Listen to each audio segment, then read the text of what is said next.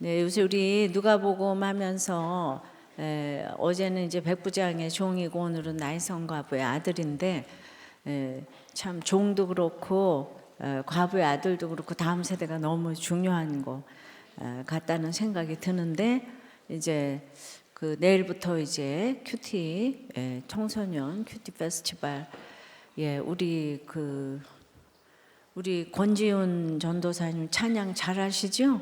내일 청소년 거기 이제 인도를 하시니까 그 아이들이 또 가려고 그랬다가 또 마귀가 틈타가지고 또 안 간다고 그런 애가 있죠.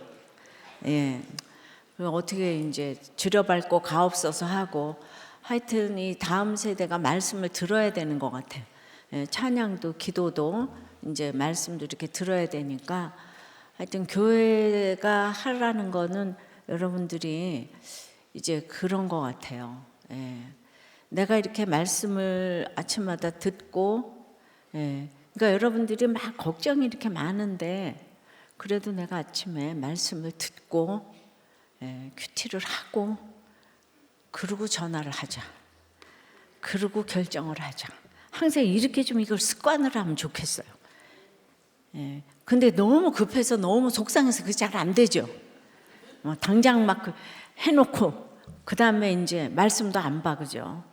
근데 그거를 이제 이걸 억누르시고 이렇게 참고 이제 말씀을 보고 그 다음에 내가 무슨 결정을 했을지 몰라도 그냥 그렇게 하나님 앞에 내가 이제 이 문제를 드린다는 뜻이잖아요, 그죠? 그렇게 해서 이렇게 이제 하게 된 수많은 날들의 이렇게 적용과 이 모든 것들을 하나님은 1.1획도 넘기지 아니하시고 다 들으셨다는 생각을 하게 돼요. 하나님이 계시면 이럴 수가 있어가 아니라 이제 큐티를 했기 때문에 하나님 앞에 이제 맡기는 거예요, 그죠? 토스했어요, 하나님 앞에. 그러면 오늘 여러분들이 이제 무시받고 또 뭐 다 안 되고 실직하고 떨어지고 힘드는데 오늘 아침에 이렇게 말씀을 묵상하면서 가장 좋은 길로 인도해 주실 걸 이제 믿습니다. 근데 말씀 보면 뭐 나인성 과부가 이렇게 이제 아들이 죽었는데 그 죽음의 장례식에서 뭘 선한 게 있겠어요. 그러나 저는 이제 오늘도 그 장로님이 그 한 가정에 그 이혼하려는 가정을 살리려는 그 마음 있잖아요. 그 마음도 죽어도 이혼하겠다 그러니까 우리 너무 속상하잖아요. 그런데 그냥 이렇게 말씀 또 아침에 읽고 하나님이 해주시기를 바란다고 하니까 제가 여러분들 이혼 상담에 전부 저 한 번만 와보면은 전부 다 해결될 것 같다고 한 번만 저보고 그러는데 제가 한 번만 하고 다 갈 수가 없잖아요. 그러니까 이제 그 결혼을 지켜야 하는 11가지 이유 제가 쓴 거니까 이게 담임 목사님이 가서 말씀해 주는 거하고 똑같겠다. 이제 그렇게 2권을 갖다 주면서 집에 들어가지도 못하고 밑에서 뭐 하여튼 기도하면서 눈물을 흘리셨다 그러잖아요. 그러니까 우리가 무슨 남을 위해서 이렇게 할 수가 있겠어요. 그랬는데도 이 부부는 이혼을 하겠다고. 막 와이프가 직장에 나가서 회식하면서 술을 막 먹고 이렇게 오고 계속 그러니까 그게 아무리 돈을 많이 벌어도 또 여자는 여장기라. 그러니까 그 돈이 목적이면 그렇게 맘대로 술 먹고 댕기겠지만은 우리는 하나님 나라가 목적이잖아요. 그러니까 내가 회사 다니는데 어쩌라고 그렇게 내배째라 하지 말고 그럴수록 여러분 돈 버는 목적이 뭐예요? 여자들도 돈 버는 목적이 다 가정 살리려고 하는 거잖아요. 그러니까 그 질서를 넘어서면 안 되는 거예요. 남편을 이렇게 우대를 해야 되는데 그러니까 이제 이게 어떤 질서를 넘어서니까 이제 남편이 이혼하자고 하는 거죠. 그러면은 저는 그 매주일 설교가 가정으로 귀결이 되는 게 정말 맞다는 생각이 드는데, 우리 황 박사님 어머니가 그 가정을 지켜야 될 이유가 뭐가 있어요? 예. 그렇게 예쁘시고 인텔리인데 남편은 초등학교도 안 나왔는데 첫날부터 때려주고, 그러니까 그냥 너무 열등감이 심하실 거 아니에요. 때려주고 바람 피고 또 그 집에 같이 데려오고 살아야 될 이유가 하나도 없잖아요. 그런데 그래서 자기 개발하러 그렇게 이혼하고 나갔으면, 그건 뭐 얼마나 벌었겠어요. 근데 그 가정 하나 지킨 걸로 황 박사님 같은 이 작품이 나왔잖아요. 그러니까 우리는 아무리 잘나도 하여튼 그 때에 맞는 적용이 있어. 질서가 있는 거예요. 그 가정을 지키는 거는 아무리 생각해도 최고의 가치가 있는 것 같아요. 그 어머니는 정말 가정을 어떻게 지키셨을까? 아니 그 인텔리 여성께서 그냥 말이 안 되는 그냥 맨날 말이 안 되는 우리는 이제 말이 하기가 싫어. 말이 안 되는 그래서 이혼하고 죽고 이제 그러시면 안 되는 거예요. 그냥 살면, 제가 아무리 다시 생각을 해봐도 그렇게까지 저도 잘 이제 몰랐지만은 아버지는 그러고 엄마는 그래도 또 살겠다고 뭐 가게 하다가 부도가 나서 2억을 물려줬는데 학생의 몸으로 그걸 쌓여냈대잖아. 채무자잖아. 2억, 몇십 년 전에 2억이 얼마나 큰 거예요. 그럼 아버지도 어머니도 다 배반한 거잖아요.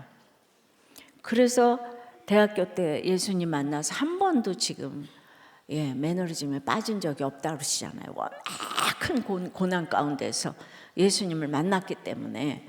그러니까 이래도 저래도 하나님 믿으면은 하늘이 무너져도 솟아날 구멍이 있는 줄 믿습니다. 그래서 그 가정을 지켰기 때문에 하나님께서 솟아날 구멍, 서울대학을 보내주신 거지.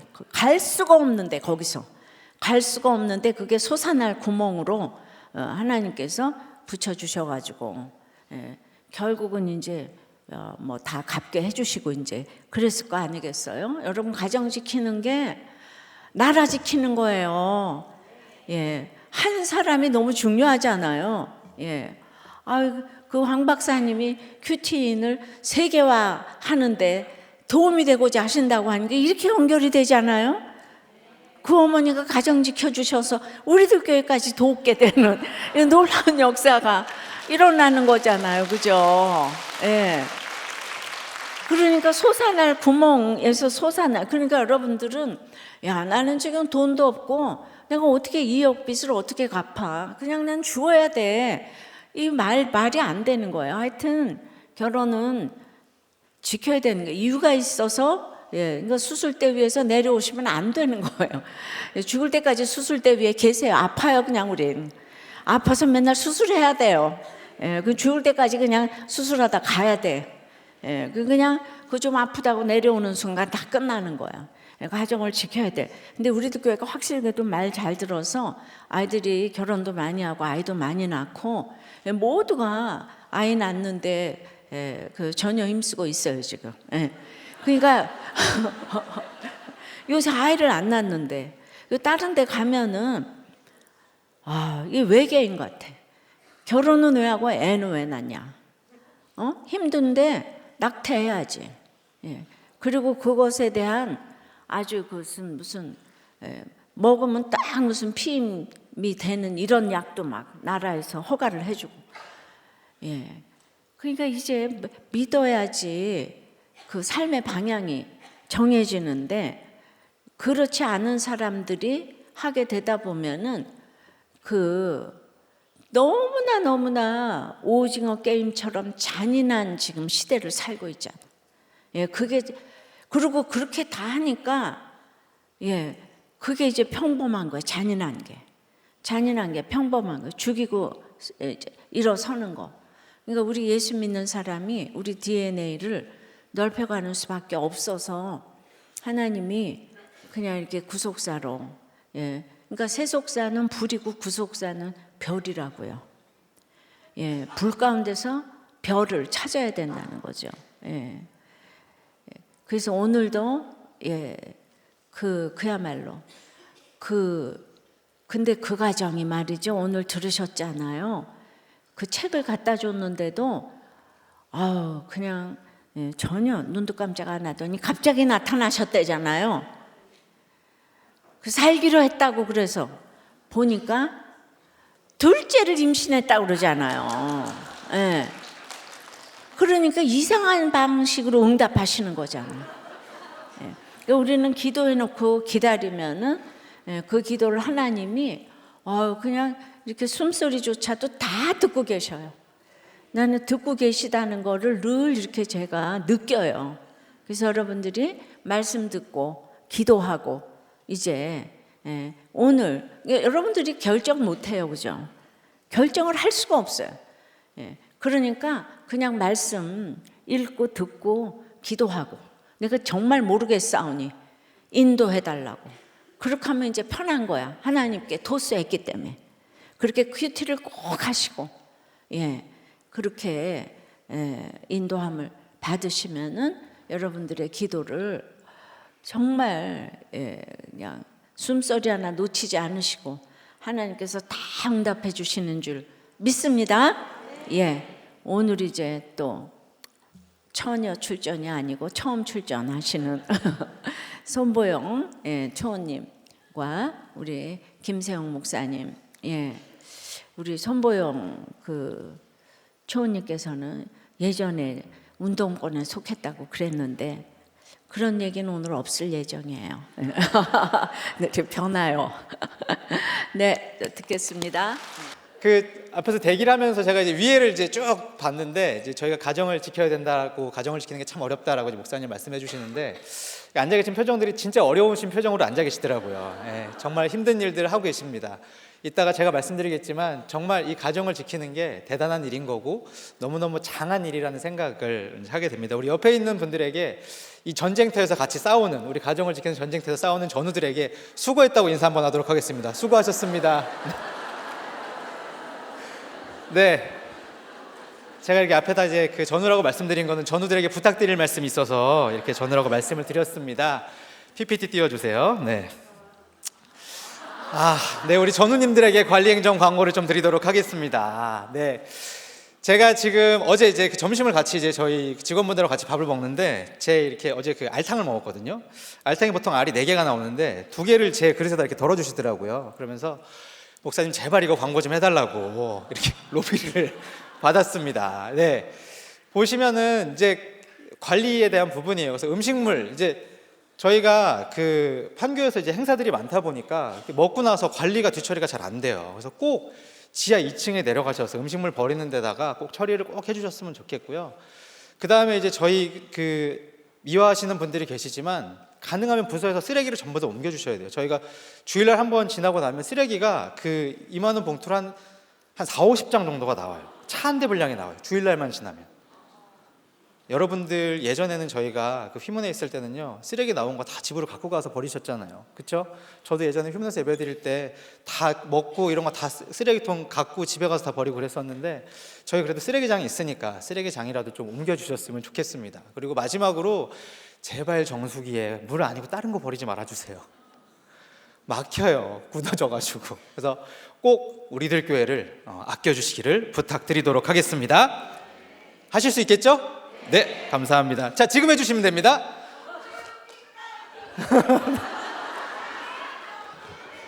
네, 네, 감사합니다. 네. 우유빛깔 치곤 많이 저기 얼굴이 좀 어두운데. 네. 네. 네, 네. 이쪽 어디세요? 손 한번 들어주시고 하시죠. 네. 네, 감사합니다. 이렇게 네, 아내가 오늘 저기 나오기 전에 들뜨지 말고 차분하게 하라 그랬는데 시작부터 이렇게 방방 뜨게 되네요, 자꾸. 네. 오늘 함께 나눌 말씀은 사무엘상 27장 말씀입니다.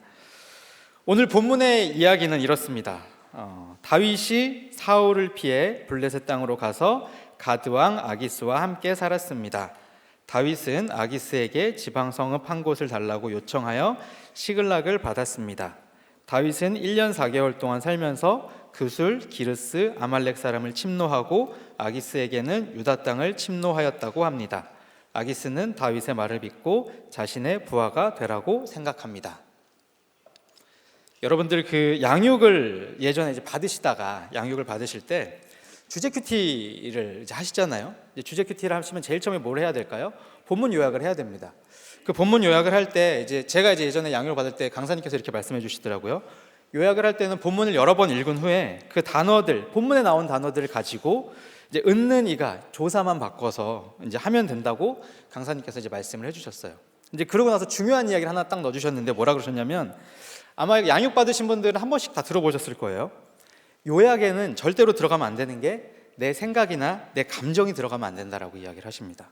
그러니까 우리가 이 스토리를 요약을 하다 보면 이 사람이 이랬을 거야 저랬을 거야를 자꾸 이제 얘기를 하게 되는데 그 본문 요약에는 딱 본문에 있는 단어들만 가지고 은는이가만 바꿔서 쓰는 이제 훈련을 저희가 받고 있는 거죠. 이렇게 우리가 말씀을 요약할 때도 이 스토리에 내 생각이나 이제 감정이 들어가게 됩니다. 근데 이 내 생각이 우리의 신앙생활에 있어서 때로는 가장 위험한 요소가 되기도 합니다. 우리가 주일마다 듣고 있는 우리 담임 목사님의 열왕기하 이제 말씀에서도 북이스라엘과 이제 남유다 이제 많은 왕들이 이제 나오잖아요. 거의 예외 없이 내 생각대로 산당을 짓고 우상을 숭배했던 왕들의 이야기가 대부분입니다. 그래서 이 열왕기의 핵심은 다윗의 길을 따르느냐 아니면 여로보암의 길을 따르느냐 이 두 가지 중에 하나일 겁니다. 다윗의 길은 곧 예수님이 오시는 길이고 구속사의 길입니다. 반대로 여로보암의 길은 내 생각대로 살다가 결국은 멸망하는 길입니다. 우리가 이렇게 따라야 하는 이 다윗의 길을 따라야 하는 다윗의 길인데 오늘 본문에 나오는 이 다윗의 길은 조금 다른 길로 다윗이 갑니다.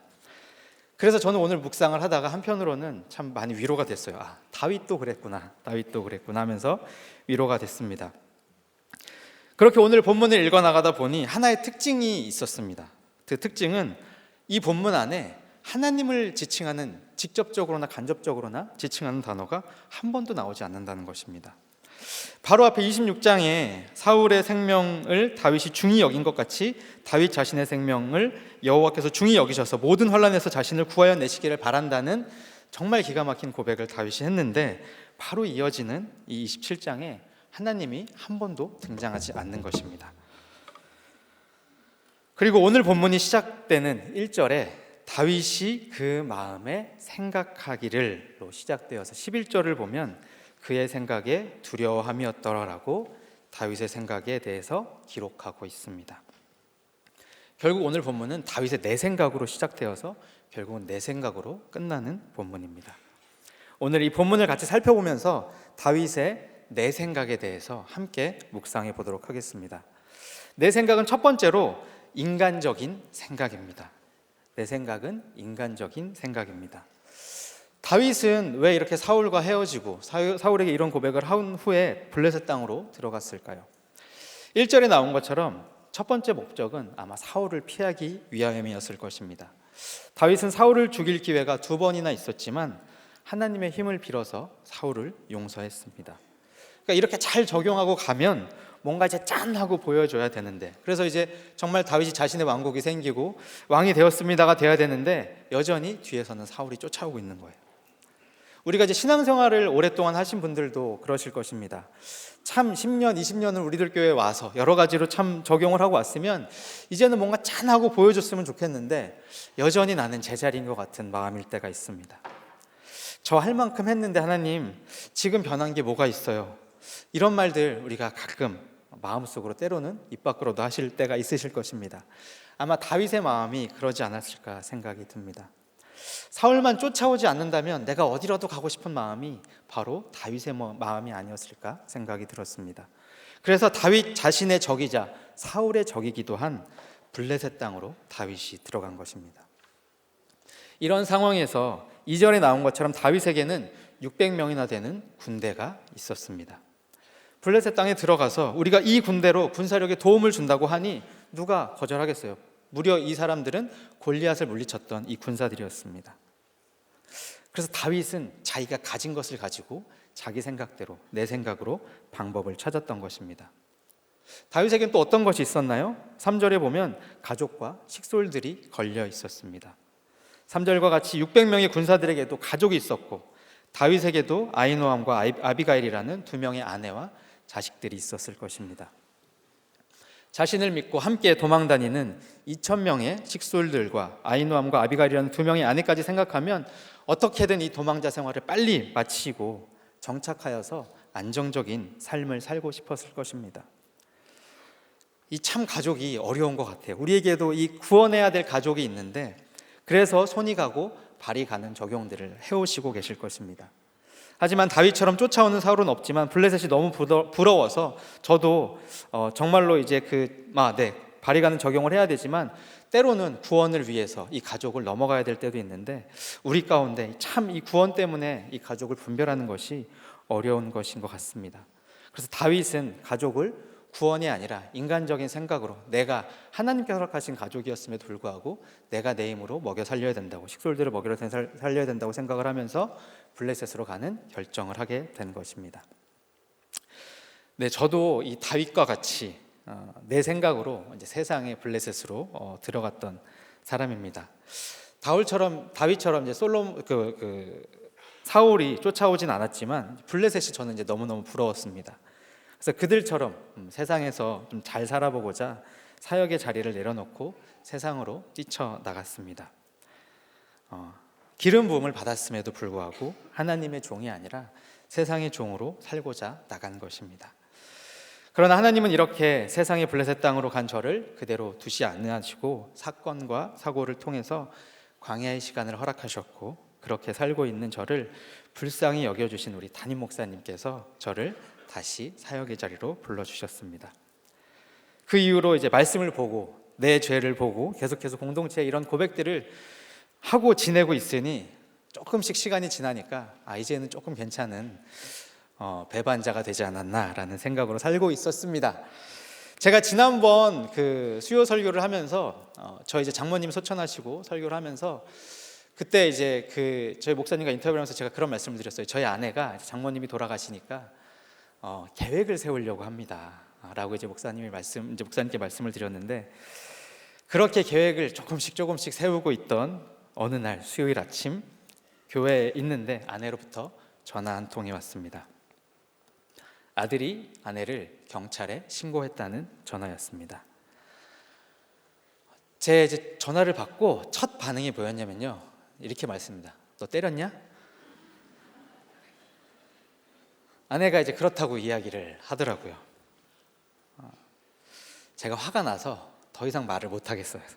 그래서 일단 끊어봐. 그러고 이제 전화를 끊었습니다. 그날 이제 큐티 오면서 차에서 큐티를 하고 큐티 본문을 들었는데 골로새서 4장 2절에서 9절까지였는데 제목이 매임을 당하였노라였습니다. 제대로 매인 사건이 온 거죠. 참 하나님이 한치의 오차도 없으신 것 같습니다. 사도 바울이 복음은 전하는 사명을 인해서 매임을 당했다는 말씀이었습니다. 그리고 이제 주일 말씀을 또 생각을 해봐야 되잖아요. 주일 말씀이 뭐였냐면 교훈하는 동안에라는 말씀이었습니다. 목사님 처음으로 이제 대구채플 가서 설교를 하셨던 그날이었는데요. 그날 첫 번째 대지 말씀이 혹시 기억나시나요? 교훈하는 동안에? 네, 기억이 안 나실 거예요. 첫 번째 대지가 믿음의 어머니가 중요합니다라는 말씀이었어요. 믿음의 어머니가 중요한데 저희 아들의 어머니께서 신고를 당하셨습니다.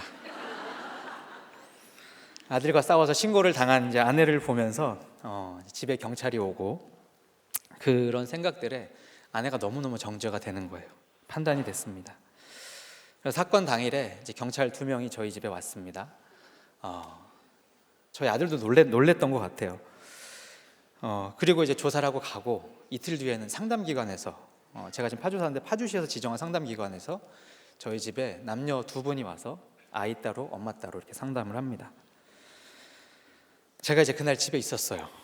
진짜 마음이 참담했습니다. 어떻게든 이제 해석을 해보려고 말씀을 듣고 또 듣고 큐티책을 피고 또 보고 줄을 걷고 또 그었습니다. 근데 이게 자꾸 뭐만 보이냐면 믿음의 어머니가 중요합니다만 보이는 거예요. 이게 참 그렇더라고요. 그래서 이제 상담 기관에서 이틀 뒤에 나와서 이제 그 상담을 받고 그러니까 조사를 받았어요. 사실 조사를 받고 그때 이제 딱 아이들이 다 나가서 아내와 둘이 있을 때 처음으로 이틀 만에 이제 입을 열었습니다. 근데 좀 좋게 얘기를 해보려고 그러는데 결국은 너 때문이야, 네가 문제야라는 말이 나왔는데 제가 이제 화를 쏟아내니까 아내가 가만히 있지 않더라고요. 사실 한 이틀 전까지만 아내가 푹 기가 죽어가지고 아무 말도 못 하고 있어서 제가 막 쏟아내면 그냥 그걸 받을 줄 알았는데 아내가 뭐라고 딱 한마디를 하는데 제가 그 말에서 딱 꼬꾸라졌습니다. 너는 뭘 잘했어? 너는 눈이 돌아서 결정한 거 없어? 그래서 제가 없어 그랬는데 아내가 딱 그러는 거예요. 너 교회 나갔잖아.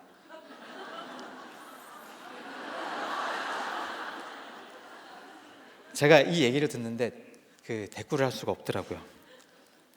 집을 나왔습니다. 귀에다가 이어폰을 꽂고 목사님 설교를 다시 듣기 시작했습니다. 처음에는 믿음의 어머니만 중요하다라고 얘기를 계속 들었는데 한 2시간을 들었더니 마지막 대지에 뭐였냐면 여전히 산당 예배를 드릴 수 있다는 말씀이 저에게 들렸습니다. 그리고 아내와 저희 아이들을 산당 제사를 드리게 만든 사람이 바로 저라는 것이 깨달아지니까 아내 탓을 할 것이 없다라는 것이 깨달아지고 회개가 되었습니다. 이 모든 것이 이 사역을 뒤로하고 세상이 부러워서 세상에서 잘 살아보고자 블레셋으로 나가서 산당 제사를 드리게 된 제 죄임이 인정이 되니 제 마음의 분노가 사라지고 아내의 마음이 이해가 되었습니다. 아내에게 처음으로 사과를 하고 담임 목사님께 이 내용을 메일로 보고를 드렸습니다. 목사님께서는 아내에 대한 걱정을 해주시면서 딱 이렇게 말씀하셨어요. 네가 교회에 사표를 낸 것이 너희 가족에게 손해가 이만저만이 아니다 라고 바로 말씀해 주셨습니다. 그리고 이제 다음이 중요한데요. 앞으로 만날 일에 대해서 허리끈 단단히 붙들어 매고 진실한 길을 가기를 바란다라고 말씀을 해주셨습니다. 목사님께서는 모든 걸 다 알고 계셨습니다. 오늘 다윗 한 사람이 블레셋으로 가게 된 것 때문에 함께한 2,000명의 사람들이 모두 블레셋으로 가게 됩니다. 하나님께 묻지 않고 내 생각으로 하나님께서 허락하신 가족들과 식솔들, 내가 책임져야 된다는 인간적인 생각에 앞서서 두려움으로 한 선택이 2,000명의 사람들까지 이방 땅인 블레셋으로 이끌게 된 것입니다. 첫 번째 적용 질문 드립니다. 나를 힘들게 하는 사울을 피해 도망하고 싶은 곳은 어디일까요? 하나님께 묻지 않고 내 생각으로 떠나려고 하는 것은 무엇인가요? 나를 힘들게 하는 사울을 피해 도망하고 싶은 곳은 어디일까요? 하나님께 묻지 않고 내 생각으로 떠나려고 하는 것은 무엇인가요?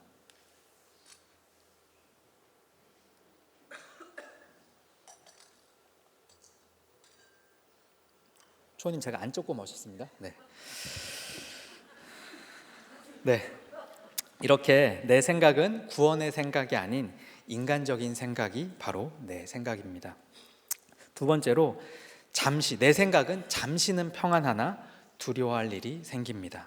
잠시 평안하나 두려워할 일이 일어납니다. 4절을 보면 다윗의 소식을 들은 사울은 더 이상 다윗을 찾지 않았다고 합니다. 그리고 5절, 6절을 보면 아기스와 같이 살던 다윗은 아기스에게 성읍을 요구하며 시글락을 받아서 그곳을 다스리게 됩니다.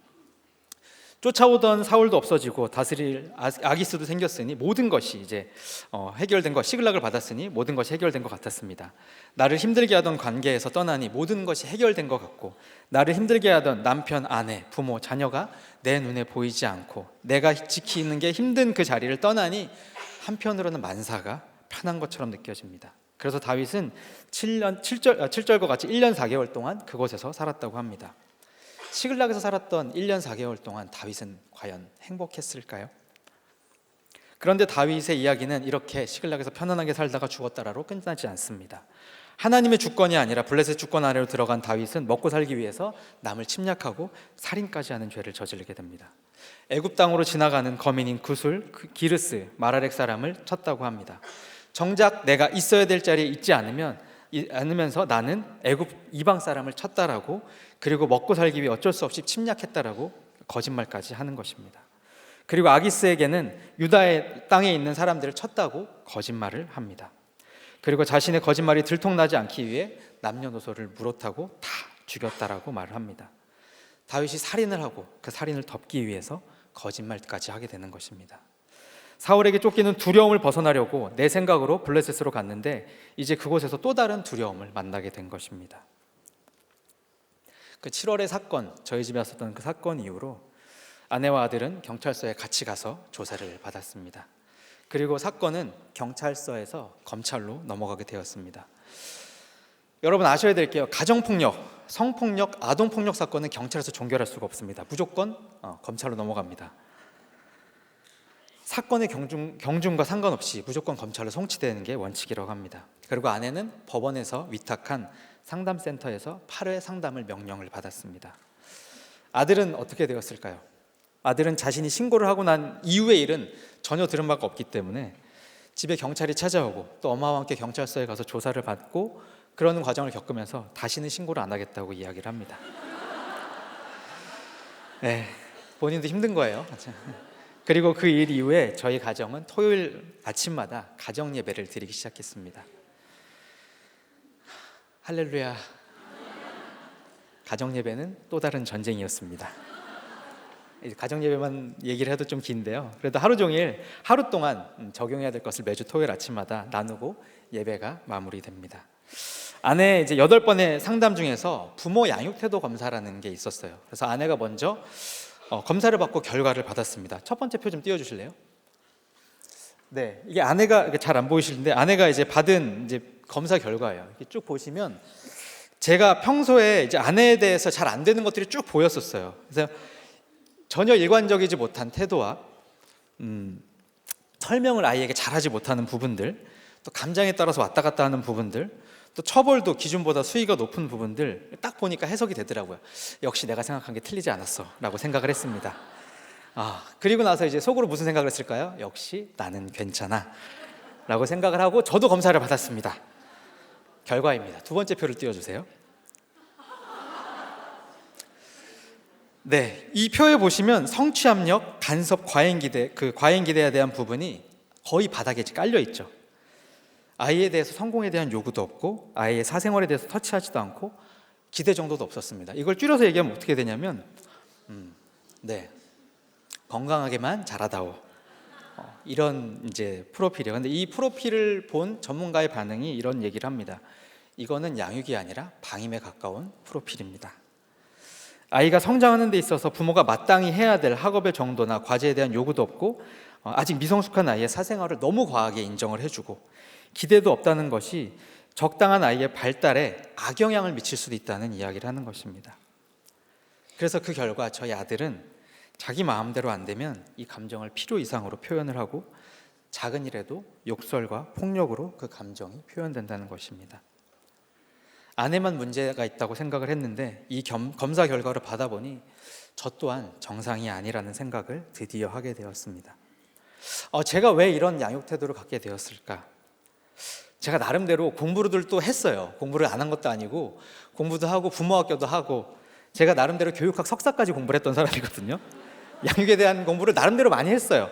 근데 왜 이렇게 됐을까 생각을 했는데 저는 할아버지와 아버지가 목회자이신 목회자 가정에서 3대째 목회자로 자랐습니다. 태어날 때부터 교회에서 태어나고 자랐고 어렸을 때부터 제일 많이 들었던 이야기가 뭐였냐면 너의 모든 일거수일투족을 할아버지와 아버지 교회 교인들이 다 보고 있기 때문에 본이 돼야 된다라는 이야기를 듣고 자랐습니다. 근데 이게 참 저한테는 이제 족쇄 같았어요, 사실은.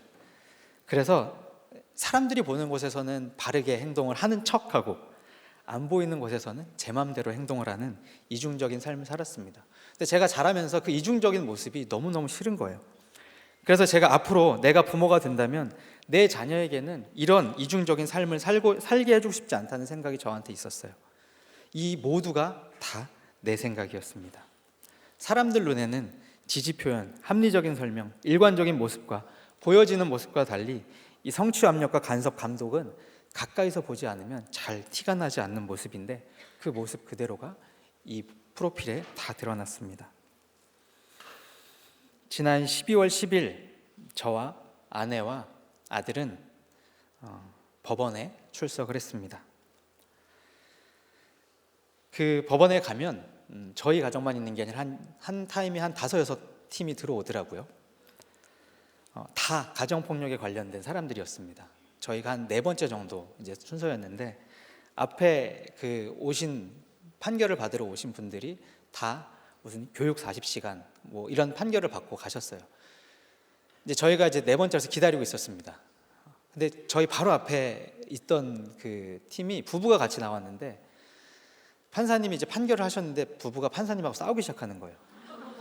판사님한테 기록을 보셨냐? 어떻게 기록을 보고도 이렇게 판결을 하실 수가 있냐? 바로 저희 앞에 팀이었는데 판사님이 얼굴이 딱 붙더니 인정을 안 하실 거면 검찰에 가서 다시 옳고 그름을 따지고 오세요 이렇게 말씀을 하시더라고요. 한 40대가 안 돼 보이는 판사님이셨어요. 그러니까 뒤에 앉아있는 저희는 얼마나 긴장이 되겠어요. 아들하고 아내가 나갔습니다. 이제 법원에 가면 이름을 물어보고 주민등록번호를 물어봅니다. 그리고 사건 기록을 확인한 아내가 그 판사님이 이렇게 말씀을 하셨어요. 아이 키우기 힘드셨겠네요. 그리고 판사님이 그러시더라고요. 저 같아도 그랬을 것 같네요. 하지만 시대가 바뀌었기 때문에 방법을 바꾸셔야 됩니다. 이렇게 얘기를 하십니다. 그리고 이번에는 불처분하겠습니다. 아내가 이 아이 키우기 힘드셨겠네요. 여기서부터 울기 시작하더라고요. 하나님께서 정말 인분을 쇠똥으로 감해주신 사건이었습니다. 지난주에 이제 새벽 설교를 마치고 저희 부부 목장을 하면서 이제 지난주 말씀 이제 나눔이 내가 행하고 있는 점진적인 악이 무엇인지를 이제 나누는 거였잖아요. 그래서 목장에서 이 아들의 사건을 나누면서 처음에는 이제 아이들을 이제 제가 외모로 차별했던 모습을 나누었고 저희 첫째가 태어날 때부터 그 외모로 사람들한테 인정받는 게 제가 인정받는 것 같았어요. 그래서 그 아이에게는 내가 받았던 그 목회자 자녀로서의 부담감을 아이에게는 주고 싶지 않았다는 마음이 있었다는 것을 처음으로 나누게 되었습니다. 그게 정말 구속사와 상관없는 세상적인 저의 가치관이었고 그래서 이제 아이에게 마땅히 가르쳐야 될 것도 가르치지 않고 좋은 게 좋은 것이다 라는 생각으로 아이를 양육을 했었습니다.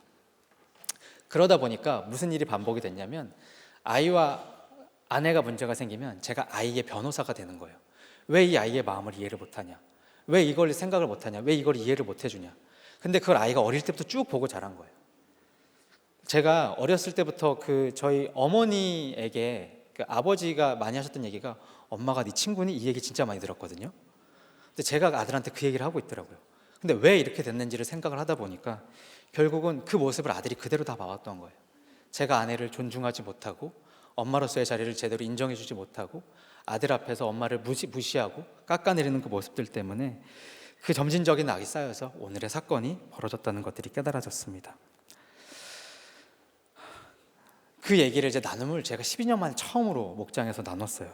그러니까 아내가 이 이야기를 딱 듣자마자 처음으로 그 이야기를 듣는다고 이야기를 하더라고요. 그리고 나서 저를 목장에 고발하기 시작했습니다. 네. 말씀을 준비하면서 다시 생각해 보니 내가 있어야 될 목회자의 자녀의 자리에 부담감을 물려주고 싶지 않아서 허용과 방임이라는 블레셋으로 들어가게 되었고 잠시는 사울이 찾지 않아서 괜찮았던 것처럼 아이가 어렸을 때는 문제가 없는 것처럼 보였지만 아이가 크고 나니까 자기 생각이 들기 시작하면서 저의 잘못된 선택이 쌓여서 아내와 아들의 갈등을 중재가 아니라 오히려 키우고 있었다는, 그래서 이것이 결국은 아들의 경찰에 신고하는 사건으로 이어졌다는 생각이 들었습니다. 그래서 오늘 말씀을 저에게 이렇게 허락하신 것이 우연이 아님을 고백합니다. 그럼에도 이 다윗의 흑역사와 같은 이 내용이 이 블레셋으로 들어갔던 이야기를 성경에 기록해 놓으신 이유가 있을 것입니다. 다윗이 하나님께 묻지 아니하고 내 생각으로 함께한 가족들뿐만이 아니라 2,000명의 백성들까지도 죄의 길로 인도했던 것을 아주 자세하게 기록한 것이 바로 다윗의 내 생각을 반면교사 삼으라는 하나님의 말씀일 것입니다. 두 번째 적용 질문 드리도록 하겠습니다. 내 생각으로 피한 곳에서 또 다른 두려움을 만난 경험이 있으신가요? 나의 죄를 합리화하려고 하고 있는 거짓말은 무엇인가요? 여전히 하나님께 묻지 않고 있는 일은 무엇인가요? 말씀을 맺겠습니다. 내 생각은 구원과 상관없는 인간적인 생각입니다. 내 안의 두려움과 구원을 위해 묶어주신 가족을 넘어서지 못하는 인간적인 생각이 바로 내 생각입니다. 그리고 내 생각은 잠시는 평안할 수 있으나 두려워할 일이 일어날 수밖에 없습니다. 지금 하나님께 묻지 않고 내 생각으로 진행하려고 하는 일이 있으시다면 바로 공동체 말씀에 묻고 가시기 바랍니다. 그래서 다윗과 같이 아기스의 신하가 되는 것이 아니라 내 생각을 하나님의 생각으로 바꾸시는 모든 성도님들 되시길 주님의 이름으로 축원합니다. 네. 그러니까 이제 신고한 거가 너무나 이 집에는 아주 제일 잘한 일이 됐네. 맞습니다. 그러니까 그렇게 한 번도 그 다음에 이제 안 때렸죠, 엄마가. 안 때리지는 않았습니다. 아 그래요? 이게 습관이 한 번에 안 고쳐지더라고요. 그래도 이제 그 아이가 그래도 이제 맞아도 신고는 이제 안 하는 거예요? 그렇죠. 그러니까 아들이 달라진 거예요? 아들도 좀 달라지겠는데 아내도 예전만큼 이렇게 그 정말 정신 놓고 이렇게 때리는 게 있었는데 그렇게는 안 하더라고요. 근데 그 폭력을 행하고 또 이런 저기가 이렇게 8번씩이나 왔다 갔다 하면서 상담받는 게 유익한 것 같으네요. 너무너무 사실 도움을 많이 받았습니다. 그럼 앞으로 어떻게 다 신고를 하도록 그 저기 무료로 받으실 수 있는 방법이긴 한데 네. 맞아요, 진짜. 네. 이제 보니까 지금 아주 그냥 엄청난 양육을 나라에서 지금 맞습니다. 네, 우리나라 좋은 나라네. 너무 잘 돼 있더라고요. 네. 네.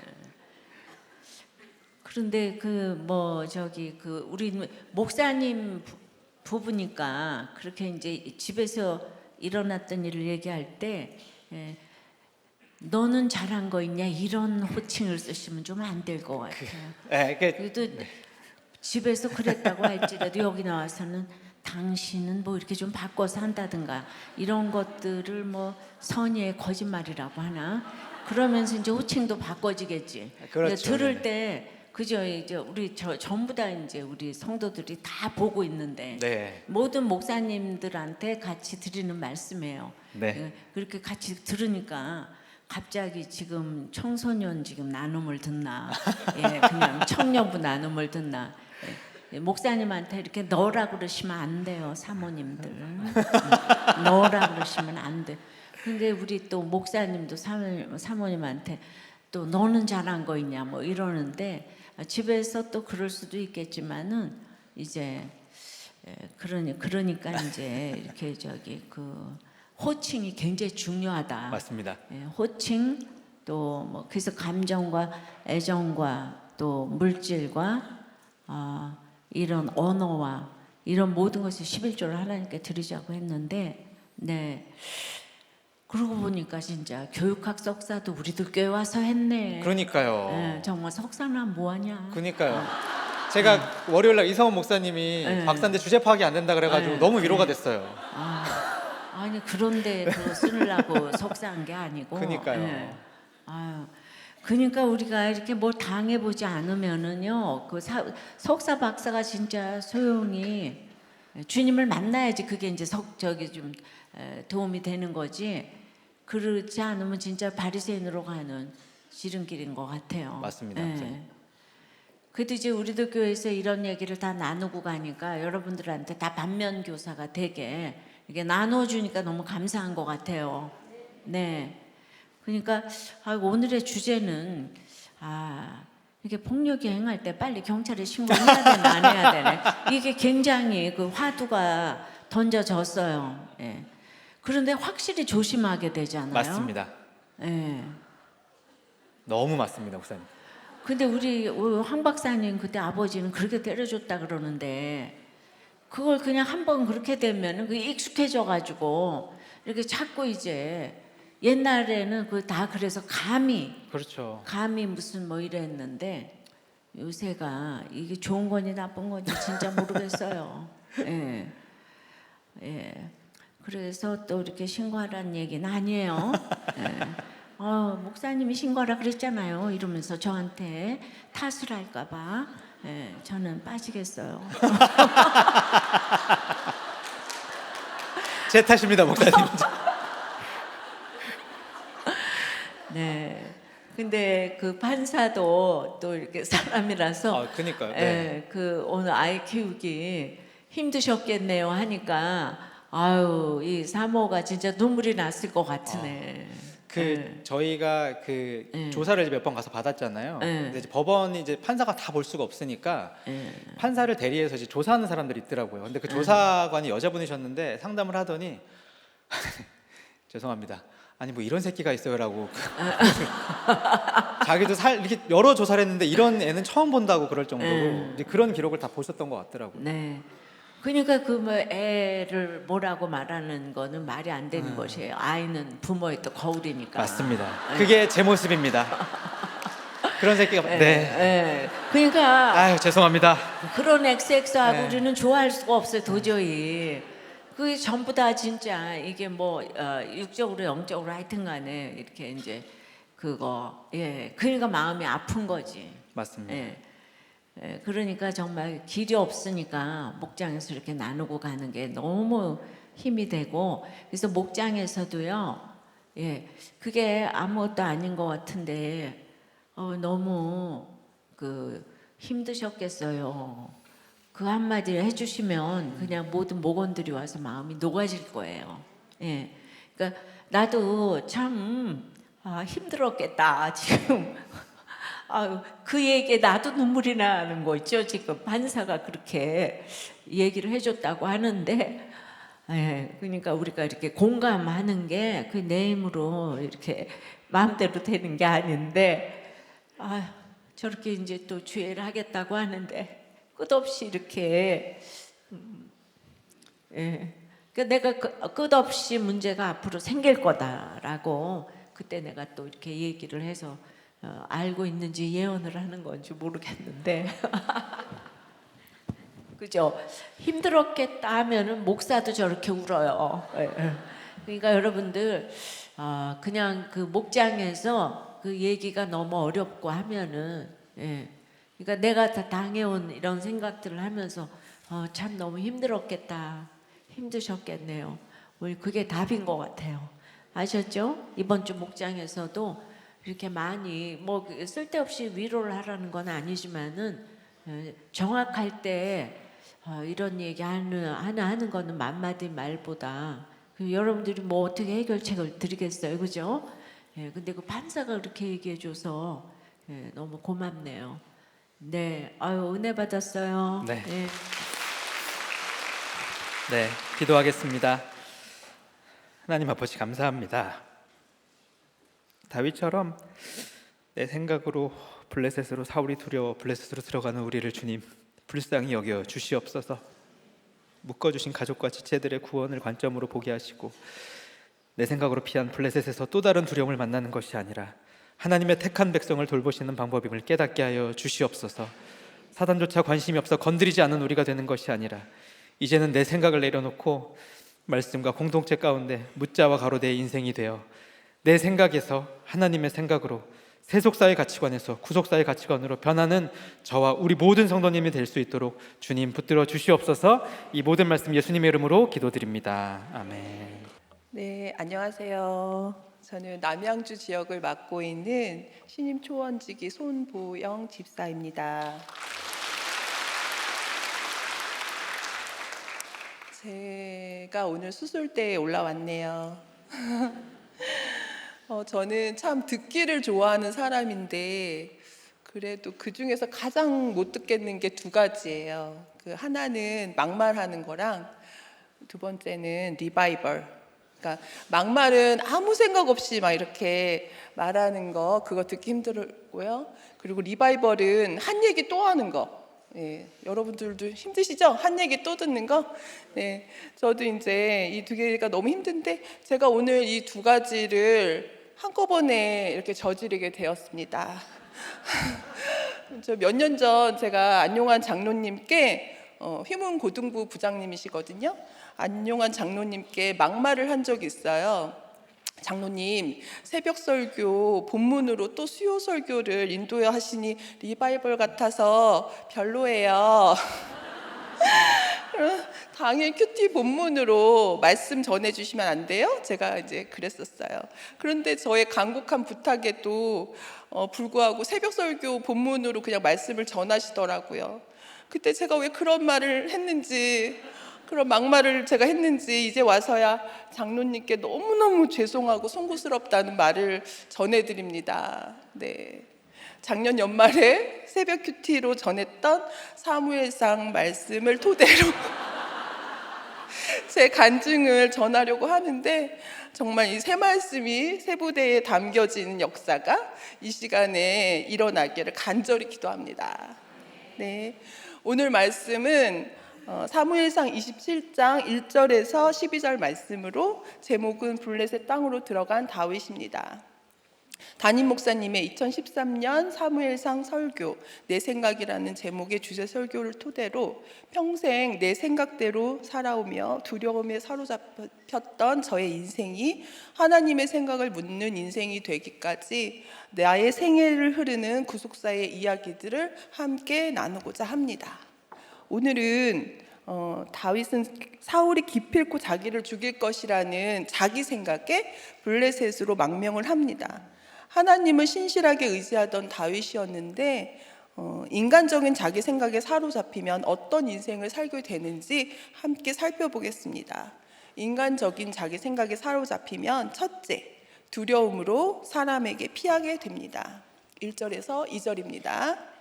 다윗이 그 마음에 생각하기를 내가 후일에는 사울의 손에 붙잡히리니 블레셋 사람들의 땅으로 피하여 들어가는 것이 좋으리로다.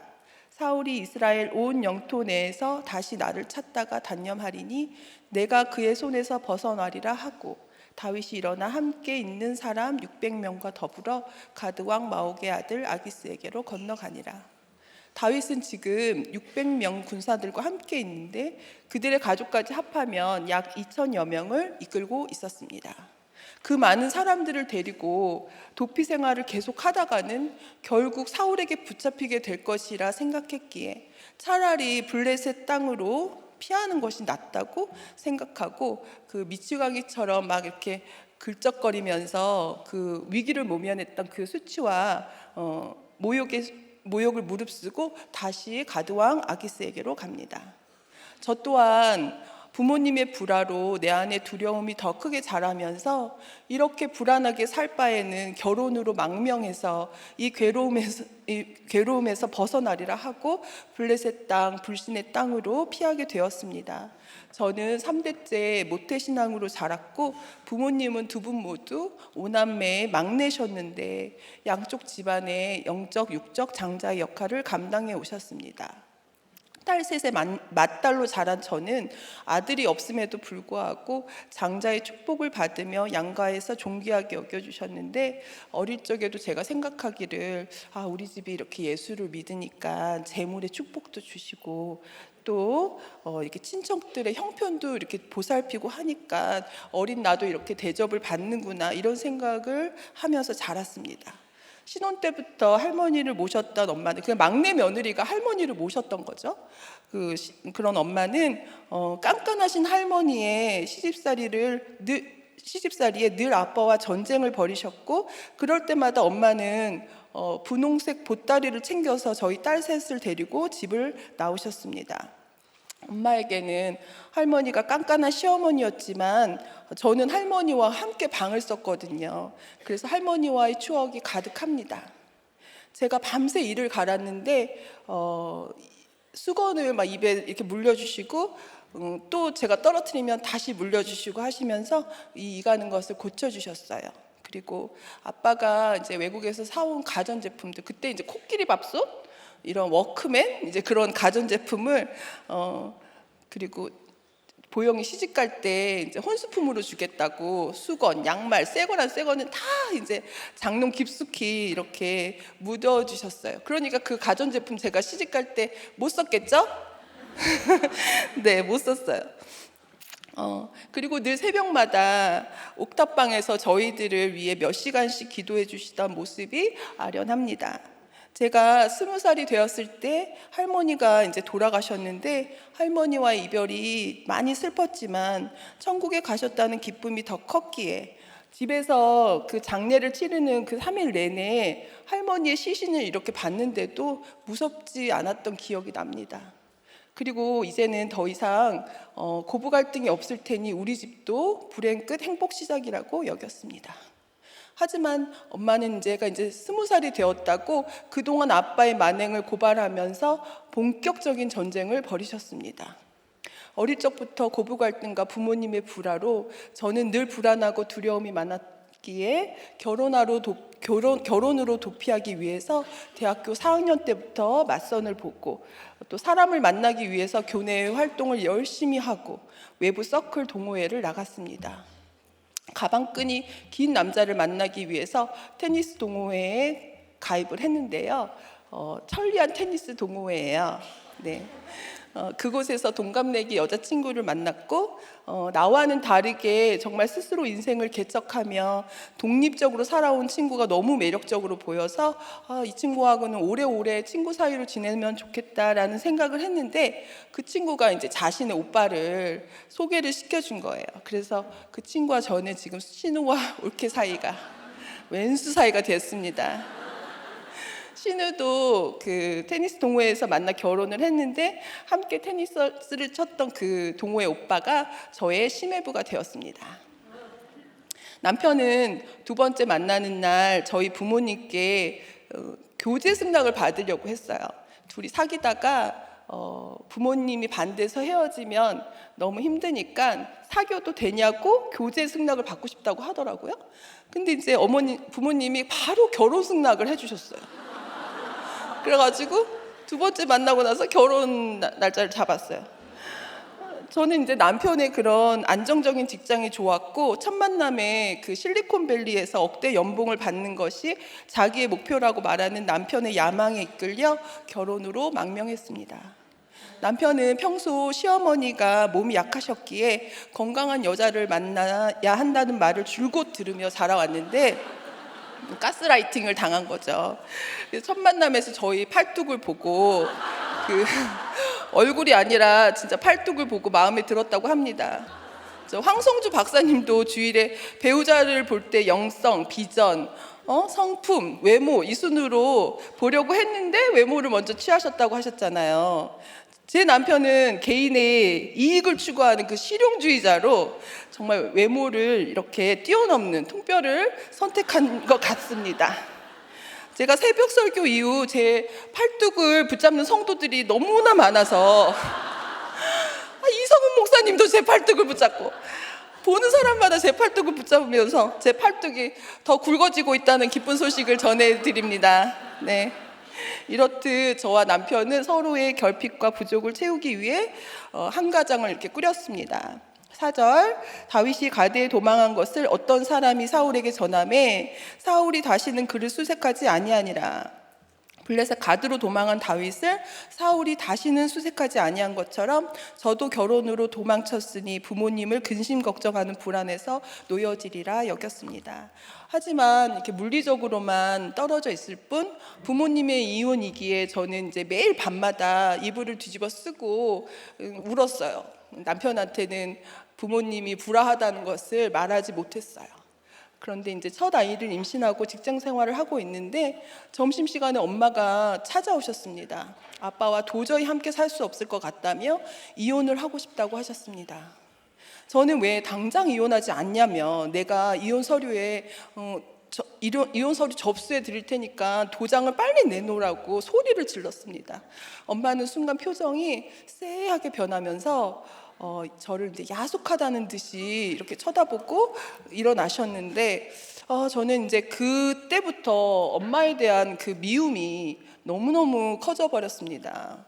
왜냐하면 엄마가 어떻게 임신한 딸을 찾아와서 이혼할 생각도 없으면서 이렇게 마음을 갈기갈기 찢어놓고 갈 수가 있지라는 저의 옳고 그른 생각 때문이었습니다.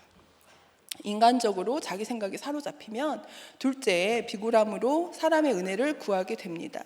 5절에 다윗이 아기스에게 이르되 바라건대 내가 당신께 은혜를 입었다면 지방 성읍 가운데 한 곳을 내게 주어 내가 살게 하소서. 다윗이 아기스에게 은혜를 구하며 어느 지역을 얻었나요? 본문 6절에 시글락을 얻었다고 적혀 있습니다. 저도 시댁의 은혜를 구하며 며느리의 땅을 얻기 위해 비굴하게 믿음을 저버렸습니다. 저희 시부모님은 불교, 유교, 샤머니즘, 토속신앙 이 모든 것들을 섬기셨기 때문에 저희 아이들 생일마다 절에 기와장을 올리겠다고 하시고 또 매일매일 정화수를 떠놓고 이렇게 기도를 하셨어요. 그리고 이제 예수 믿는 며느리를 집안에 드리는 것을 너무 경계하셨기 때문에 그 시어머니에게 제가 잘 보이고자 그냥 예수 믿는 며느리는 이렇게 잘 헌신한다는 것을 보여주고 싶었던 것 같아요. 그래서 비굴함으로 어머니의 뜻을 따르며 절에 기와장을 올리시라고 그렇게 했습니다. 그 후에 이제 믿는 동서가 시집을 왔는데 시어머니에게 명절에 예배 드리러 가고 싶다고 주장을 하니 시어머니가 호통을 치시며 저보고 이제 큰애야 너도 교회 가고 싶냐 물으시더라고요. 그래서 제가 기어 들어가는 목소리로 네 이렇게 간신히 대답을 했는데 그때부터 저희가 명절에 주일이 있으면은 주일 성수를 이제 할 수 있게 되었어요. 7절 다윗이 블레셋 사람들의 지방 시글락에 거했던 1년 4개월이 저는 불신 결혼 후 우리들 교회에 오기까지의 시간이었습니다.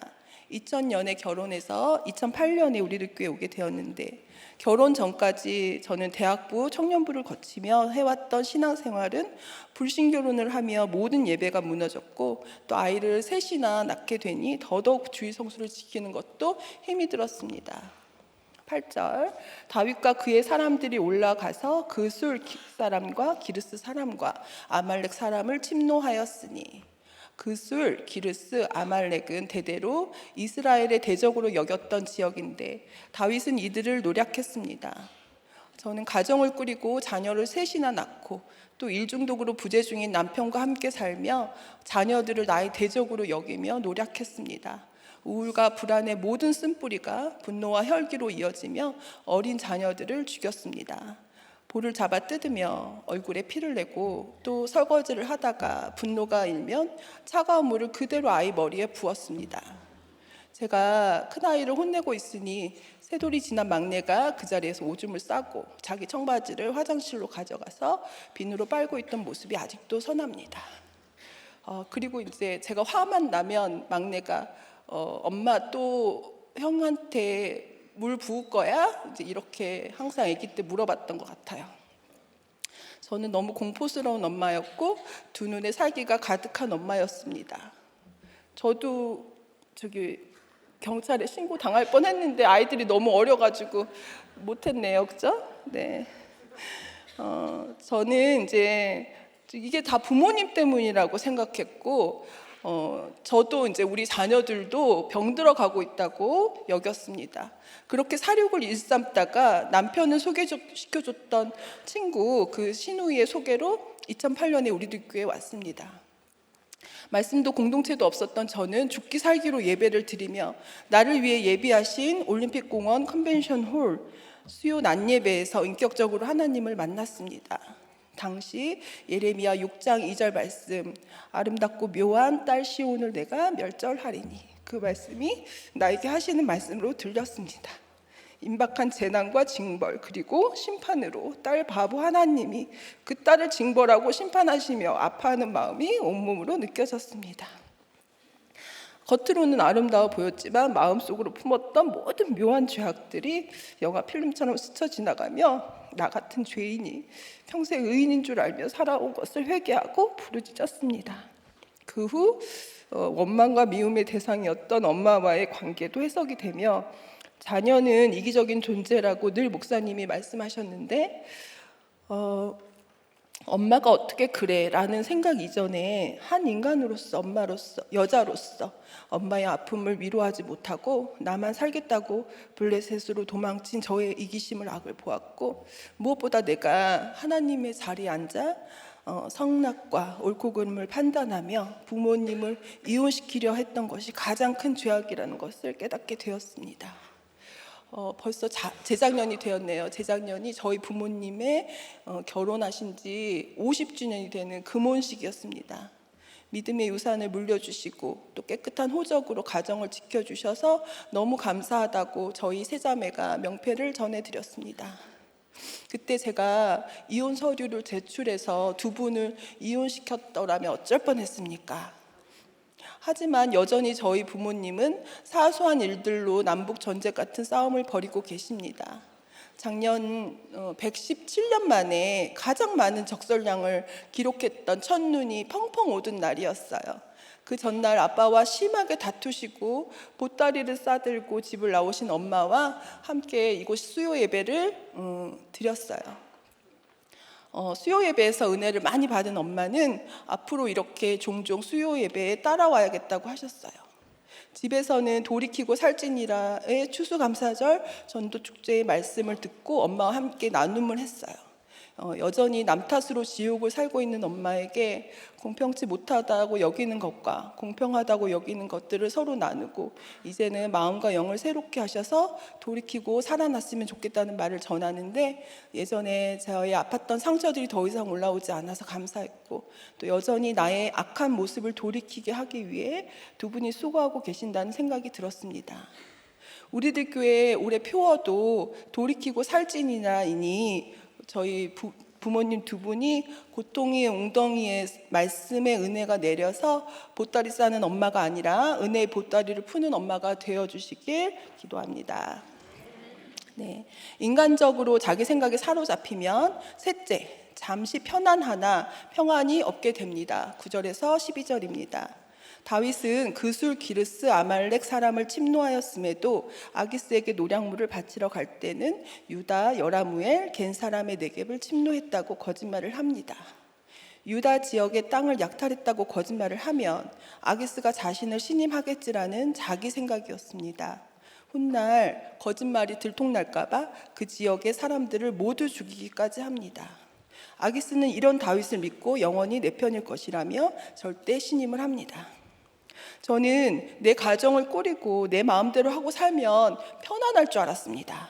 근데 아기스에게 노량물을 바치듯 밤늦게 일중독으로 밤늦게 귀가한 그 남편에게 자녀들과 하루 종일 있었던 이야기를 하며 내 입장에서 유리한 일들로 이야기들로 거짓을 보태 전하고 끊임없이 아이들 탓이라고 말하며 속임수를 썼습니다. 거짓과 속임수로 가정을 이끌고 갔기에 나의 포악이 들통날까 하는 두려움으로 늘 평안이 없었습니다. 그런데 드디어 나의 포악이 들통나게 되었습니다. 큰아이가 4학년이 되었을 때 소년부 부장님이셨던 그 장혜영 권사님이 저를 면담을 이제 요청을 하셨는데 아들이 엄마 때문에 죽고 싶다고 한 말을 전해주셨습니다. 바로 심리치료에 들어가서 큰아이와 둘째 아이가 그 나무를 그렸는데 나뭇가지가 잔뜩 썩어 있고 벌레가 가득한 그림을 그려놓았습니다. 저 또한 신경정신과에 가서 진료를 받으니 남편에게 풀어야 할 감정들을 남편이 일중독으로 부재 중이니 지금 아이들에게 쏟아내고 있다고 하시면서 이렇게 치료를 받고자 하는 것이 자녀를 가장 사랑하는 엄마라는 증거니 약 잘 먹으면 된다는 말씀에 눈물을 쏟았던 기억이 납니다.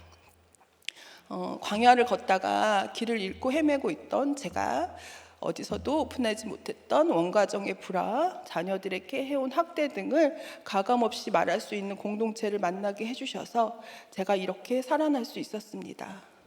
공동체 안에서 말씀으로 누리는 것이 평안이라는 것을 알게 되었습니다. 저의 모든 수치와 죄와 허물을 들어주고 또 공감해주고 세율해주는 목자님들과 목장 식구들이 없었다면 저는 이 자리에서 말씀을 전할 수가 없습니다. 초원지기로 부름을 받고 사랑과 열정이 넘치는 저희 남양주 지역 아둘람 공동체를 통해서 환난당하고 원통하고 빚진 자들이 함께 말씀을 보고 나누며 적용하고 가는 최고의 축복을 누리고 있습니다. 벌레 먹은 썩은 나무를 그렸던 저희 3명의 아들들도 우리들 퀴즈로 자라서 주얼리 스쿨 아세요? 주얼리 스쿨이라고 있었어요. 주얼리 스쿨부터 고3 때까지 모든 수련회를 참석하고 또 청년부에 안전하게 입성했습니다.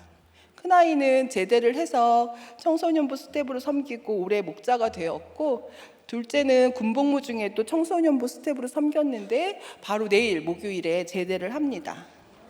그리고 청바지를 열심히 빨았던 그 막내 셋째는 지금 전방에서 나라를 지키며 열심히 눈을 치우고 있습니다. 네. 내일부터 또 눈이 온다고 하는데 저는 아들을 생각하니 눈 오는 게 참 달갑지가 않습니다. 네, 하나님이 내가 겪은 광야를 통해서 사명의 자리로 이끄신다고 하시는데 저는 어린 자녀들을 감정의 쓰레기통으로 삼아 정서적 결핍과 학대로 키워왔던 것을 회개하고자 막내가 초등학교에 들어가면서부터 지금까지 14년 동안 휘문영아부를 섬기고 있습니다. 제가 표정이 많이 굳어있던 사람이었는데 아기들은 상대방의 표정을 보면서 자존감이 세워진다고 하더라고요. 그래서 환하게 방긋방긋 웃어주고 또 신나는 표정을 지어주면서 저도 점점 생기 있는 이런 사람이 되어갔습니다. 그리고 남편이 저와 첫 만남에서 마음에 들어했던 건강한 팔뚝으로 우리 아기들을 마음껏 이렇게 안아주고 있습니다. 휘무는 삼성역에서부터 휘무고까지 그 올라오는 길이 골고다 언덕이고 또 운동장에서부터 길 건너편 교육관까지 오는 길이 요단강입니다. 네, 그 춥고 더울 때 거기 한번 걸어보세요.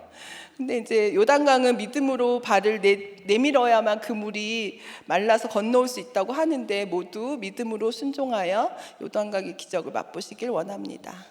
저는 자녀를 셋이나 낳고 주일 성수를 어떻게 해? 라는 나의 생각으로 예배도 제대로 드리지 못했는데 이번 주 저희 유아 세례 간증을 했던 그 봄, 여름, 가을, 겨울 어머니 이 집사님도 남편이 국립호텔에 있을 때 비가 오나 눈이 오나 그 묵묵히 어린 네 자녀들을 데리고 예배의 자리를 지키셨습니다.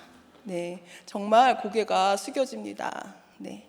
제가 섬기는 부서가 또 하나 있는데요. 바로 위드 공동체입니다. 저는 일찍 결혼을 했기에 청년 시절을 얼마 누리질 못했는데 하나님을 등지고 세상 정욕대로 배우자를 구하고 또 블레셋으로 망명하는 불신결혼을 택했던 저의 청년 시절을 돌이키고 회개하는 마음으로 섬기고 있습니다. 위드 청년들은 이 결혼 정년기가 꽉 찬 시기라 무엇보다 심령이 가난한 자로 팔복을 엄청 누리고 있는 이 청년들입니다. 목사님이 줄곧 여자, 남자, 믿음만 있으면 결혼하라고 말씀을 하시잖아요. 네, 우리 청년들이 두려움에 휩싸여 저처럼 블레셋으로 도망치지 않고 하나님을 꼭 붙들고 신결혼이라는 이 유다 성읍에 잘 거할 수 있기를 바랍니다. 네, 위드 공동체에서 지금 큐페를 준비 중인데 신청을 주저하는 청년들이 있습니다. 여러분, 네, 장년들은 이 큐페에 참석하고 싶어도 참석을 할 수가 없습니다. 네, 에스더서 4장 14절 말씀처럼 왕후의 자리를 얻은 것이 이때를 위함이 아니냐라고 하시는데 왕후의 자리, 청년의 때를 얻었으니 청년이 청년에게 복음을 전하는 사명으로 나아갔으면 합니다.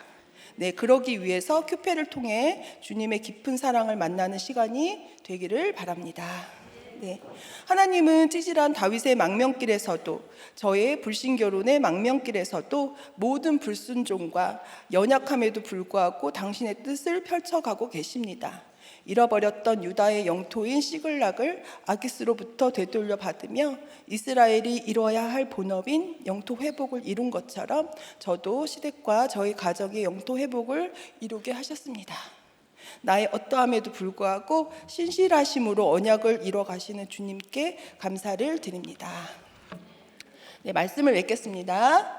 오늘 다윗처럼 인간적인 자기 생각으로 사로잡히게 되면 두려움으로 사람에게 피하게 되고 비굴함으로 사람의 은혜를 구하게 되며 잠시는 편안하지만 평안이 사라진다고 말씀하셨습니다. 내 생각이 아닌 하나님의 생각으로 하나님께 피하고 또 주의 은혜를 구하며 영원한 평강을 얻게 되길 소원합니다. 아유, 네. 우리 조원님 팔뚝 한번 우리한테 보여주시고. 아, 네. 우리 봤어. 네. 진짜 팔이 이렇게 튼튼하니까 아이도 잘 키우시고 잘 안고 아프지도 않고 테니스 엘보도 없고. 네. 그러죠? 네. 아까 테니스 동호회에서 만났다 그랬나? 저희 신우를 만났고요. 그치? 네. 그러니까 테니스가 팔뚝이 굵으니까 잘 쳤겠다. 그죠? 테니스를 네. 포즈만 잡았고 네. 남자 만나러 갔기 때문에 네. 벤치에만 앉아 있었습니다. 네. 네. 잘 못 쳐요, 그래서? 네, 못 칩니다. 아, 남자 만나러 테니스 그 동호회를 가는 게 있다는 걸 처음 들었어요. 예. 우리 어떻게 다 가가지고 또 전도해서 데려와야 되겠네. 예. 그런데 아까 그 새벽 본문하고 수요 설교가 네. 예, 그 같은 거를 싫어하는 분들이 저 손보영 초원님처럼 있더라고요, 진짜. 그런데 우리가 날마다 같은 말을 해도 못 알아들으시면서 그렇게 또 본문은 또 이제 그러니까 그렇게 그게 그때 이제 말씀이 안 들린다는 얘기예요, 그죠? 네. 근데 우리가 새벽에 듣는 거하고 수요 예배 듣는 거하고 완전히 다르거든요. 네. 그렇죠, 여러분. 그러나 또 굳이 새벽에 저기 이렇게 해서 수요예배 설교를 이제 이렇게 순번이 왔는데 나는 오늘 본문 가지고 하겠다. 그렇게 다시 하겠다. 그러면은 뭐 말리지는 않겠어요. 뭐 그거 하는 거를 그 본인의 마음대로 이제 하는 거니까. 네. 근데 그만큼 그러니까 이번에 그렇게 좀 해보지 그러셨어요. 그래서 제가 막말을 한 거를 너무 소부스럽게 아, 생각하고 그러니까, 죄송하다고. 아니 그냥 한번 해보시지. 이제 또 이렇게 신기록을 세우게. 아, 네. 죄송합니다, 목사님. 그러니까 왜 엄마 아버지는 그렇게 싸우는 것 같아요? 제가 보니까 저희 엄마는 남자에 대해서 너무 잘 모르시는 것 같아요. 있잖아, 알아서 하기를 바라세요. 아빠가 진정성 있게. 근데 남자들은 안 그렇거든요. 정말 하나부터 열까지 다 일일이 체크하면서 이렇게 해야 되거든요. 그리고 부드러운 말로.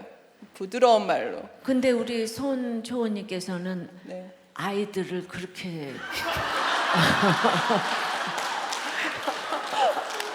제가 거듭나기 전에 이제 그렇게 포악을 떨었고요. 이제 근데 그때 그러니까 남편한테는 잘했어요. 거듭나기 전에도. 남편한테도 똑같이 굴었죠. 그래서 저희 남편이 자살을 생각했대요. 그 손초원이 너무 포악해가지고. 네. 저런 여자랑 더 이상 살 수 없을 거니까 혼자 조용히 사라져 버려야겠다. 그렇게 생각을 했다고 그러니까 하더라고요. 남편이 그 건강한 여자를 택한 결론인 거지. 그 그죠? 집의 트라우마로 오직 그냥 건강한 사람. 그러니까 뭔가 이렇게 꽂혀가지고 이제 이게 그러니까 하나님께 자연스럽게 인도 안 받아야 되는데 나는 건강한 사람 아니면 안 돼. 뭐 아니면 안 돼. 이거가 이제 아닌 것 같아, 그죠? 그러니까 아버지도 교회 나가시네 그럼. 네, 아버지도 나가시고. 근데 아버지가 폭력과 뭐 여자 관계 이런 게 다 있는 거예요? 네네. 있으셨죠. 그래서 엄마가 화를 내는 거예요? 네, 어머니가 평생을 이제 그 원과 한에 맺히셔가지고 사랑받지 못하고 이제 억울하고. 근데 이제 그런 게 다 우리 그 여자들이 당하는 건데 그런 얘기를 이제 서로 하지 않으니까 네. 나만 불쌍한 거야, 그죠? 네네. 그게 이제 정말 우리가 그 자존감이 없어서 나만 당한다고 생각하니까 점점 더 매력이 없어지는 거지. 네, 맞아요. 그죠? 네, 예. 그래도 어떻게 가정을 지켰어요? 엄마 아버지가. 맞아요. 어머니, 그러니까 엄마가 나보다 옳다는 생각이 이제서야 들고 예. 어떻게 끝까지 지키셨지? 예. 근데 그러니까 엄마 아버지가 다 옳고 그르면 화신이시네. 네. 예. 본인이 항상 오르세요. 그래서 뭐 이 시점에서 그래서 운동권에서 열심히 옳고 그름에 운동을 하셨군요. 예, 제가 그랬죠. 예. 네. 그래서 그때 얘기를 잠깐 좀 해주신다면. 네. 지금 뭐 이렇게 애들 때리는 거 보니까 막 의분에 그냥 차서 그냥 대한민국을 다 삼킬 듯이 하셨을 것 같으네, 그죠? 예, 정의에 불타가지고 네. 이 나라를 개혁하리라. 네, 이 그래서 땅을. 네. 지금 이제 그때와 ADBC를 이렇게 해서 저 추억을 한다면 그때는 뭐가 어떻고 지금은 뭐가 어떨까요? 그때는 정말 제가 인본주의의 끝판왕이었던 것 같아요. 네. 동성애도 그때는 너무 당연하다라고 제가 여겼었어요. 그러니까 한 사람의 그 자기의 가치, 자기가 생각하는 것이 너무 귀하다라고 여겼고, 저는 그렇게 태어났다고 생각을 했어요. 동성애자로 이미 태어난 거다. 어쩔 수 없지 않냐. 근데 이제 제가 말씀을 들으면서 그게 하나님이 그렇게 창조하시지 않았다는 것을 알게 되었고, 정말 하나님의 생각과 반대되는 게 인본적인 생각이라는 것을 제가 이제 알았죠. 그러니까 이제 그 믿음이 이렇게 거듭나지 않고 옳고 그름의 가치관으로는 그거를 바꿀 자가 없겠네요, 그죠? 예, 없어요. 그러니까 여기 와서도 엄마 아버지 속썩여주고 애들, 그러니까 내 자신 때문에 기가 막히게 결혼 생활이 힘들어서 수술대 위에 있으니까 수술이 되어져 가지고 지금 이제 힘드니까, 예, 이거 결혼을 통해서 내가 거룩해지라고 지금 훈련받는 그게 너무 힘드니까 지금 가치관이 바뀐 거죠. 네. 그러니까 이것을 인간의 힘으로 어떻게 고치겠어요. 그래도 지금 말씀으로 고치셔서 지금 구속사가 들어갔을 뿐만 아니라 지금 초혼지기까지 이렇게 되셨는데, 네, 그러니까 뭐 경찰에 신고를 해도 목사가 되고 우리는, 예, 저렇게 운동권에 있어도 초혼지기가 되고, 그러니까 행위로 천국 가는 게 아니라 이거죠.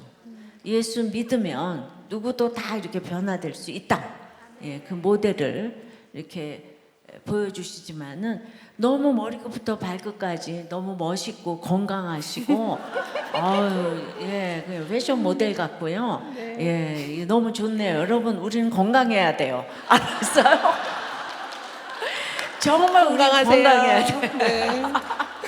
예, 은혜 받았어요. 네. 기도하겠습니다. 사랑의 하나님, 구속사의 말씀을 듣고 명령을 지켜 남은 자가 되게 하심에 감사합니다. 무엇보다 블레셋으로 도망쳤던 다윗처럼 여로보암의 길을 떠나지 않았던 이스라엘 백성처럼 온갖 우상의 종이 되어 살아왔는데, 이렇게 고통의 웅덩이에 은혜를 쏟아 부어 주셔서 하나님의 종이 되는 인생으로 인도해 주셔서 감사합니다. 내가 구하는 것의 실체를 모르고 인간적인 내 생각으로 세상 왕을 얻으려 했던 죄인입니다. 나의 상처와 연민으로 자녀들을 내 소유로 여기며 정서적 결핍을 느끼게 하고 학대해왔던 엄마였습니다. 이 땅에서 부모로부터 온몸으로 거절당하고 감정으로 착취당하는 모든 자녀들을 대신해 무릎을 꿇고 회개하오니 주여 용서해 주시옵소서. 늘 내가 옳다고 여기고 선과 악을 판단하며 하나님의 자리에 앉아 세상 왕의 통치를 일삼는 이 악을 깨닫고 돌이켜 떠나게 해 주시옵소서. 내가 점차로 행하는 불의를 회개하고 나를 부르신 사명의 자리를 잘 지키며 내 역할에 순종하는 우리 모두가 되기를 원합니다. 내 생각이 아닌 하나님의 생각으로 하나님께 피하고 주의 은혜를 구하며 영원한 평강을 얻게 되길 소원합니다. 참된 왕이신 예수 그리스도의 이름으로 기도드립니다. 아멘.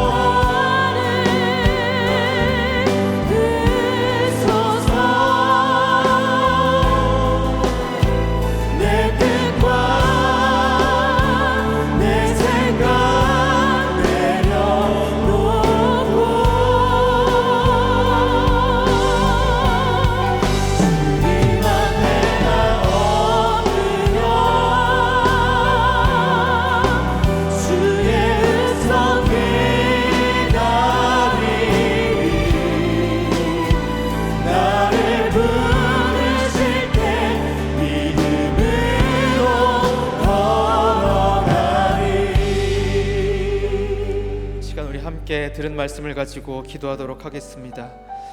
하나님 아버지, 구속사의 가치관이 없어서 각자의 있어야 할 자리를 지키지 못하고 블레셋으로 들어가는 우리와 우리의 남편, 아내, 자녀와 부모님을 주님 붙들어 주시옵소서.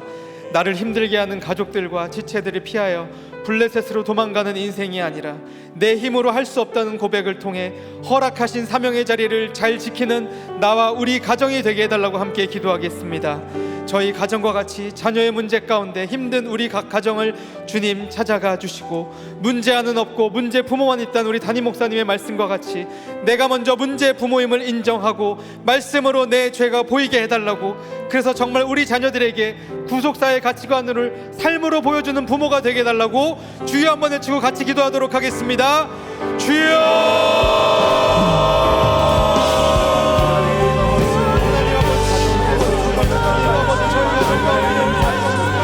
어떤 일의 생각을 버리지 못한 우리를 주님 불쌍히 주시옵소서. 하나님 정말 다윗과 같이 하나님 정말로 내 생각을 내려놓지 못하여서 온전히 정말로 내 생각대로 블레셋으로 가고 있는 우리를 주님 불쌍히 여겨 주시옵소서. 하나님 정말로 아버지 우리 내가 가야 될 길이 아버지 그 땅이 아니고 아버지 알 수 있도록 주님께서 함께하여 주시옵소서. 하나님 우리의 남편과 아내와 자녀와 부모님 아버지 주님 붙들어 주시옵소서. 나를 힘들게 하는 가족들을 지체들을 위하여 블레셋으로 가는 인생이 되는 것이 아니라 내 힘으로 할 수 없었던 고백을 통하여서 허락하는 고백, 허락하신 고백의 자리에 아버지 하늘의 자리를 지킬 수 있도록 아버지 역사하여 주시옵소서. 하나님 정말 우리 가운데 아버지 자녀의 문제 가운데 있는 우리 각 가정을 찾아가 주시옵소서. 문제 안 넘겨 문제 부모님을 임할 수 있소서. 내가 문제를 모임을 인정하고 말씀으로 내 죄가 보이게 해달라고 함께 하여 주시옵소서. 아버지 우리 자녀들에게 내가 세상에 가지고 아버지 구속사의 가치관으로 우리 구속사의 가치관을 삶으로 보여주는 아버지가 될 수 있는 주님 역사하여 주시옵소서. 하나님 나의 생각을 내려놓을 수 있도록 주님 역사하여 주시옵소서. 여전히 끊임없이 내 생각에 가득 차있는 그래서 불안함에 떨 수밖에 없는 아버지와 나를 불쌍히 여겨주시고 인간적인 생각이 아니라 말씀의 생각, 구속사의 생각으로 우리의 생각이 바꿔질 수 있도록 아버지 역사하여 주시고 주님 붙들어 주시옵소서. 시간 교회와 공동체를 위해서 함께 기도하도록 하겠습니다. 내일부터 시작되는 중등부와 고등부 큐페를 위해서 함께 기도하도록 하겠습니다. 이 땅에 내 생각이 제일 중요한 인본주의 가치관에 물들 수밖에 없는 우리 청소년 자녀들을 위해서 이 청소년 큐페를 통하여서 성령의 기름 부음을 경험할 수 있도록 함께 기도해 주시기 바랍니다. 구속사의 말씀이 들리게 해주시고 그래서 내 생각이 하나님의 생각으로 바뀔 수 있게 해달라고 함께 기도해 주시기 바랍니다. 진행되고 있는 모든 해외 TT를 통하여서 오늘 큐티 말씀처럼 아들이 죽어 눈물만 흘리는 과부를 찾아가신 예수님의 그 마음이 그 땅에 똑같이 힘들어하는 그 한 영혼을 찾아가 달라고 기도해 주시고 우리들 교회 모든 사역 가운데 다치지 않고 안전하게 오가게 할 수 있도록 함께 기도해 주시기 바랍니다. 대구 채플과 광주 채플을 주님 기억하여 주시고 양 채플을 통하여서 지역 감정을 구속사로 해석하는 은혜가 넘치게 해주시고 양 채플에 빚지고 원통하고 환난당한 분들이 함께 모여 내 백성을 돌보시는 하나님의 은혜를 경험하는 귀한 자리가 되게 해달라고 함께 기도해 주시기 바랍니다. 이 모든 사역을 가장 앞서서 눈물로 기도하며 걸어가시는 우리 담임 목사님의 영육간의 강건함을 붙들어 주셔서 더 많은 영혼들에게 말씀 묵상과 가정 중세 사명을 전하게 해달라고 모든 기도 제목을 가지고 주여 한번 외치고 함께 기도하도록 하겠습니다. 주여! 하나님 아버지 내일부터 우리 중등부와 고등부 교회가 이루어집니다. 하나님 우리의 자녀들을 위해서 기도합니다. 하나님 정말로 내 생각이 가장 우선시해서 내 인본주의가 받치는 인생 가운데 아버지 인본주의 가치관에 물들 수밖에 없는 우리 청소년 자녀들을 주님 불쌍히 여겨 주시옵소서. 하나님의 교회 시간에 통하여서 하나님 찾아가 주시옵소서. 성령의 기름 부음을 경험할 수 있도록 주님 역사하여 주시옵소서. 정말로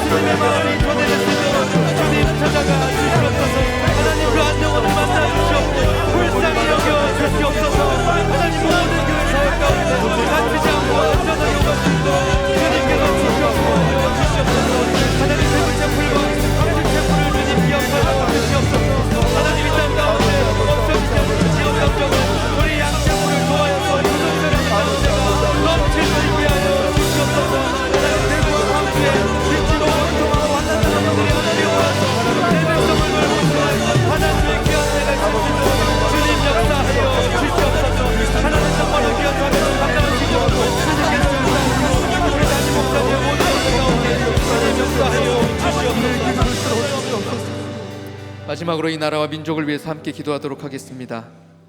주일 전해주신 말씀에도 무엇보다 중요한 것은 어떠한 상황에서도 자기 죄를 보는 한 사람이 있는 것이 가장 중요하다고 말씀을 해주셨습니다.